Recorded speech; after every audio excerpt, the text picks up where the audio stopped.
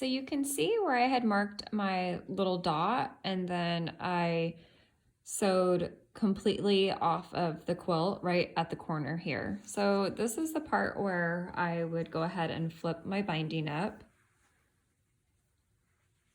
And it's really important at this step that you make sure that the binding is a perfect square. So you don't want this top part hanging off like that. You don't want it hanging off the edge right here. You want everything to be really nice and square.